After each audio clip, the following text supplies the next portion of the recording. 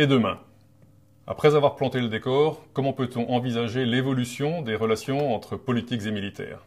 La puissance militaire, qui n'a jamais été qu'un élément parmi d'autres de la puissance intégrale, devra se conjuguer avec une dimension transnationale de plus en plus forte, avec des problématiques globales. Changement climatique, terrorisme, criminalité mafieuse, migration, risques sanitaires et naturels, etc. C'est donc couplé avec d'autres domaines que la puissance militaire atteindra la plénitude de son efficacité. Oh, déjà nous savons que dans notre environnement moderne, la force armée seule ne garantit plus la victoire, ni même l'atteinte du but de guerre. Le chef militaire traduit certes les objectifs politiques en une stratégie destinée à le faciliter, mais bien d'autres intervenants entrent en jeu. Prenons l'exemple des Balkans. En Bosnie, au Kosovo, après des opérations militaires intenses, il a fallu une longue présence et une importante assistance avant une stabilisation, assistance qui a nécessité la mobilisation de très nombreux acteurs non militaires.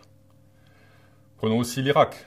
La deuxième guerre du Golfe n'a, à mon sens, pas rendu ce pays ni plus stable, ni plus sûr, pour sa population, comme pour nous d'ailleurs. En Afghanistan, la mission initiale d'empêcher la création d'un sanctuaire terroriste a été très vite remplie. Mais, du fait d'un phénomène que les anglo-saxons appellent le mission creep, la mission secondaire de démocratisation de l'État est une autre histoire, qui là encore nécessite la mobilisation de nombreux moyens non militaires, de sécurité, de gouvernance, de reconstruction, de stabilité. Quant à la Libye, l'opération militaire a certes permis de protéger les populations des violences du régime, mais pas contre les exactions des milices terroristes qui se sont réfugiées dans les régions limitrophes.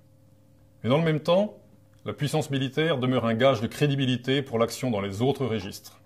Dans ce domaine, un exemple frappant est le tournant stratégique que vient d'effectuer le Japon, qui, il y a 3 ans, a entrepris de renforcer sa posture tant diplomatique que militaire. J'y vois là encore une démonstration qu'il n'y a pas de vraie puissance sans ces 3 composantes, économiques, diplomatiques et militaires.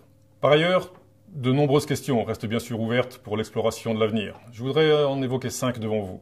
Tout d'abord, jusqu'où la robotisation peut-elle aller? Depuis l'Antiquité, certes, les armées ont cherché à protéger leurs hommes. Mais le risque continuait à exister. Alors, demain, jusqu'à quel point la violence demeurera-t-elle légitime pour le politique si elle n'est plus du tout mise en œuvre par des hommes? Ce qu'on pourrait appeler le guerrier intouchable est-il légitime? La question de la responsabilité doit être posée. Ensuite, la tentation des forces spéciales est-elle viable? En Afghanistan, la réalité du terrain a montré à la fois son efficacité et ses limites. Ainsi, la stratégie de sortie proposée par Joe Biden, le vice-président américain, qui s'appuyait sur des forces spéciales et des frappes aériennes, n'a pas été retenue.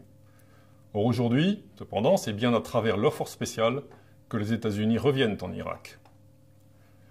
Troisièmement, comment intégrer la montée en puissance des sociétés mercenaires privées? Aujourd'hui, de plus en plus, les armées ont recours à des opérateurs privés. Dans ce contexte, les anglo-saxons tentent à privilégier une approche libérale, ouverte, pragmatique, et les Français une approche plus régalienne. L'État peut-il sous-traiter cette fonction régalienne, l'exercice de la violence d'État, au risque de débordements tels que ceux qu'on a vus en Irak? La solution se trouve probablement entre les 2 approches et suppose de répondre à un certain nombre de questions, car les effectifs militaires diminuant, il sera nécessaire de réguler et non de réduire ce phénomène. Quel encadrement international?